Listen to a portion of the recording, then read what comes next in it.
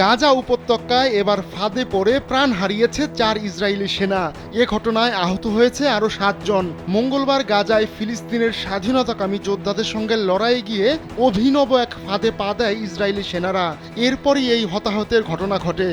সাম্প্রতিক সপ্তাহগুলোতে ইসরায়েলি বাহিনীর বিরুদ্ধে এটি ফিলিস্তিনি যোদ্ধাদের বড় সাফল্য। 4 জন জিম্মিকে উদ্ধারে 2 দিন আগেই কমপক্ষে 274 জনকে হত্যা করেছে ইসরায়েলি বাহিনী। নিরপরাধ মানুষকে হত্যা করে ইসরায়েলি বাহিনী বুক ফোলালেও এবার গাজা উপত্যকায় গিয়ে ফাঁদে পড়ে দখলদার বাহিনীর সেনারা। টাইমস অফ ইসরায়েল এক প্রতিবেদনে জানিয়েছে, মঙ্গলবার গাজার দক্ষিণে এক অভিযানে গিয়েছিল ইসরায়েলি বাহিনী। সেখানেই এই হতাহতের ঘটনা ঘটে। ওয়ালটন ফ্যানের অ্যারোডাইনামিক ব্লেড ঘরের কোনায় কোনায় ঠান্ডা বাতাস ছড়িয়ে হাওয়া বদলে নেয়।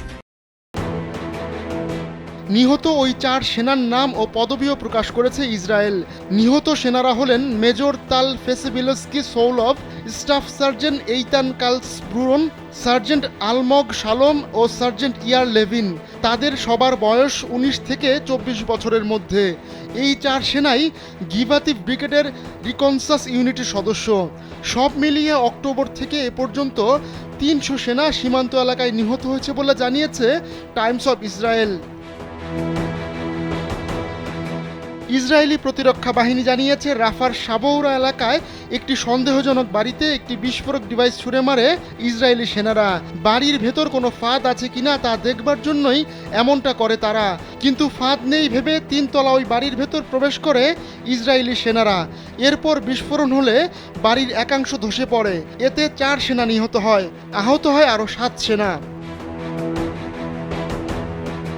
পরে ওই ভবনের ভেতর একটি ভূগর্ভস্থ সুড়ঙ্গ খুঁজে পাওয়ার দাবি করে ইসরায়েলি সেনাবাহিনী। তারা বলছে এই ভবনে ফিলিস্তিনের স্বাধীনতাকামী যোদ্ধাদের যাতায়াত ছিল। এদিকে গাজায় যুদ্ধবিরতি ইস্যুতে মার্কিন প্রেসিডেন্ট জো বাইডেনের দেয়া প্রস্তাবের উপর জাতিসংঘ নিরাপত্তা পরিষদে ভোটাভুটি হয়েছে। প্রস্তাবের পক্ষে ভোট পড়েছে 14টি, তবে ভোট দেওয়া থেকে বিরত ছিল রাশিয়া। এদিকে এটিকে নতুন সুযোগ হিসেবে উল্লেখ করেছে যুক্তরাষ্ট্র। ইসরায়েলের রাজনীতিবিদদের বিশ্বাস, এই যুদ্ধ আরও আগেই শেষ করা যেত, কিন্তু দেশটির প্রধানমন্ত্রী বেনিয়ামিন নেতানিয়াহুর জেদ আর আরব নেতাদের নিষ্ক্রিয়তা গাজা যুদ্ধ দীর্ঘায়িত করছে। এতে মারা যাচ্ছে হাজার হাজার নিরপরাধ ফিলিস্তিনি নারী ও শিশু। আবার যে মানবিক সংকট তৈরি হয়েছে তার নিরসনেও নেতানিয়াহুর আগ্রহ নেই, বরং প্রধানমন্ত্রিত্ব বাঁচানোর স্বপ্নে বিভোর নেতানিয়াহু মানুষ হত্যায় মেতে উঠেছেন।